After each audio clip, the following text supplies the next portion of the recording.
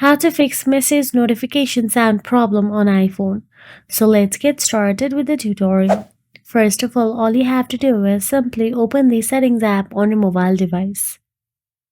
Once inside the Settings app, scroll down and look for the notifications option available in there and simply tap on it. Once you tap on the notification, you will get to see the list of apps available there once you scroll down.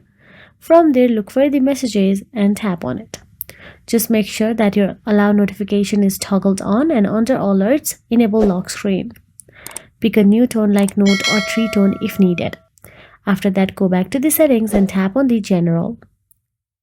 Then once inside general, simply tap on the software update and make sure that you are up to date to the latest version.